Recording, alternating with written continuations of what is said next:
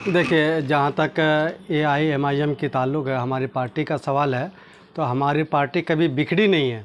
अल्हम्दुलिल्लाह आप देख रहे हैं कि आए दिन हमारा वोट बढ़ता जा रहा है और इंशाअल्लाह आइंदा जो वक्त आएगा हम लोग सबसे आगे रहेंगे और हमारा वोट सबसे ज़्यादा होगा और सीमांचल के अंदर हम ही लोग रहेंगे। अच्छा सर, क्या लगता है 22वीं विधानसभा से अभी टिकट कंफर्म नहीं हुआ है, पूरे बिहार में कहीं भी नहीं हुआ है लगभग, लेकिन आपके क्षेत्र में 22वीं विधानसभा में अभी तक एमआईएम का कैंडिडेट बहुत सारे दावेदार हैं, इसको लेकर क्या कहेंगे? देखिए, दावेदारी तो हर पार्टी में होते रहती है। अभी पार्टी का फैसला होगा जो उस पर ही अमल किया जाएगा। टिकट तो आखिर देना ही है, किसी एक को ही मिलेगा।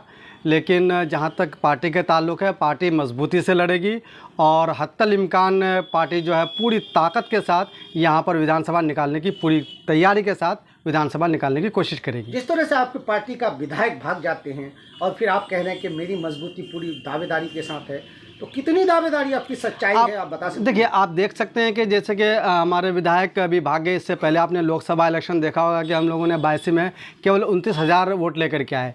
लेकिन यहाँ से विधायक भाग जाने के बावजूद भी और आपके कोचा दामन में भी विधायक भाग जाने के बावजूद, आप बहादुरगंज में विधायक भाग जाने के बावजूद भी हम लोगों ने वोट की बढ़ोतरी की है। इन लोगों के चले जाने से हम लोगों के वोट में कुछ फ़र्क नहीं पड़ा है और नेक्स्ट टाइम जो आइंदा वक्त होगा इन लोगों को सबक दिया जाएगा और इंशाल्लाह AIMIM कामयाब होगी यहाँ से। जैसे आप कह रहे हैं कि एमआईएम यहाँ कामयाब हो सकती है, क्या आपको नज़र आ रहा है कि इतनी कामयाबी हो सकती है इस इलाके में? देखिए, कभी हम लोगों ने मजलिस का एक पैगाम है कि हम लोगों ने नाउमीदी कभी नहीं छोड़ी है और नाउमीदी कभी भी हम लोगों के बीच में है ही नहीं और न होगा इंशाल्लाह। हम लोग पूरी मजबूती से, पूरी ताकत से, जो हम लोगों के अंदर एक मजलिस के अंदर एक जो सीमांचल की जो तरक्की और सीमांचल की जो बदहाली को दूर करने का मिशन है, उसको लेकर के आवाम के बीच में आएंगे और इंशाल्लाह आवाम जो है आइंदा वक्त में हम लोगों को इंशाल्लाह ज़रूर क्या नाम है सीट से नवाजेगा और इंशाल्लाह ज़रूर हम लोग कामयाब होंगे। किन मुद्दों को लेकर के आप एमआईएम पार्टी यहाँ? देखिए, एमआईएम पार्टी यहाँ जो आई है, आप देख रहे होंगे कि यहाँ पे नदी कटाव का बहुत बड़ा मसला है।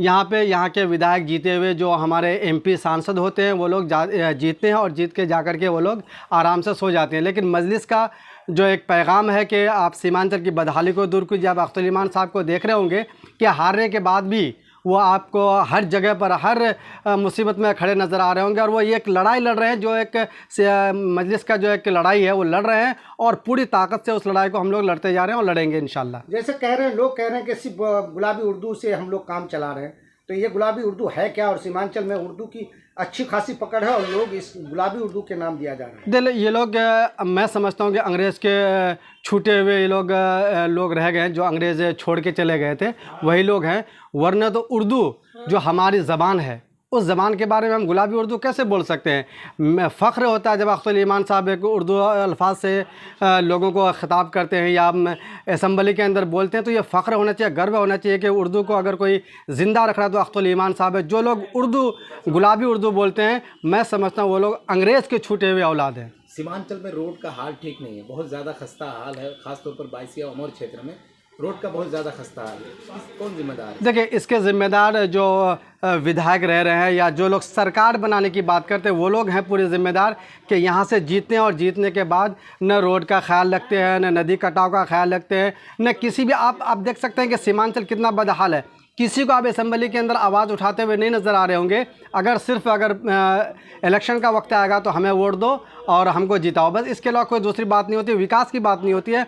मेन मुद्दा यहाँ पे मजलिस का जो है, अख्तर ईमान साहब जो एक मिशन लेकर के चल रहे हैं कि सीमांचल की बदहाली को दूर करने के लिए पूरी कोशिश के साथ, पूरी ताकत के साथ एमआईएम इस विधानसभा में भी उसी आवाज़ के साथ, उसी ताकत के साथ, उसी जोश के साथ लड़ेगी और इंशाल्लाह लोगों के जो अंदर सीमांचल की जो बदहाली है उसको दूर करने की पूरी हम लोग कोशिश करेंगे। जैसे सर एक चीज़ बताते हैं, एमआईएम के बड़े लीडर बता रहे हैं कि 2025 में एमआईएम बिना किसी की सरकार नहीं बनेगी, क्या ये सच्चाई? बिल्कुल बिल्कुल, आप ये तय मान लीजिए कि कुछ वक्त जब आएगा, जब आहिस्ता आहिस्ता लोग जाग रहे हैं और एक वक्त ऐसा आएगा कि वार्ड मेंबर से लेकर के आप विधानसभा तक आप देखेंगे कि AIMIM ही होगा, एक ही आवाज़ होगी, मजलिस मजलिस मजलिस।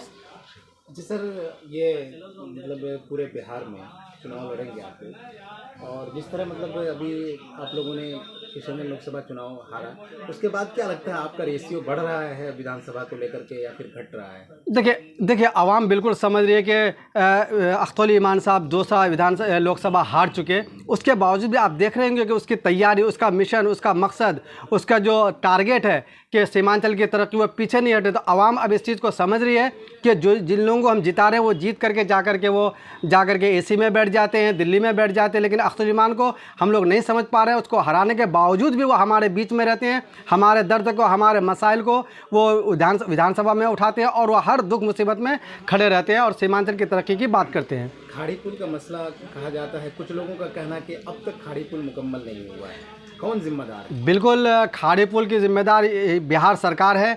जो सरकार में यहाँ पे अभी पिछले सरकार में यहाँ के जो आरजेडी भी रहे, जेडी भी रहा, ये लोग जिम्मेदार हैं और यहाँ के सांसद भी जिम्मेदार हैं। जो पिछले 15 साल से लगभग खाड़ी पुल लटका हुआ है, लेकिन 15 साल से कांग्रेस की यहाँ पे एमपी रहा, लेकिन कांग्रेस के एमपी आज तक इस मिशन को लेकर के आगे नहीं बढ़े, न आवाज़ उठाए, न एहतजाज किए, न असेंबली के अंदर, न पार्लियामेंट के अंदर आवाज़ उठाए।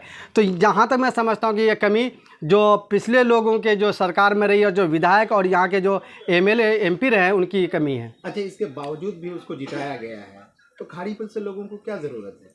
देखिए लोग एक उम्मीद लेकर के शायद इस बार नहीं, इस बार ये जिता देंगे, लेकिन मैं समझता हूँ कि जो नाकारा होते हैं वो हमेशा नाकारा ही साबित होगा। वो कभी भी काम के लिए नहीं जाने जाते, वो सरकार बनाने के लिए वो आते हैं और सरकार बनाने की बात करके लोगों से वोट लेते हैं और वो फिर चले जाते हैं। लेकिन जो मजलिस है वो सरकार बनाने की बात नहीं करती है, वो विकास की बात करती है, वो मुद्दे की बात करती है, वो सीमांचल की बदहाली की बात करते हैं। इसलिए जो है मजलिस जो है इस मिशन को लेकर के आगे बढ़ते रहेगी।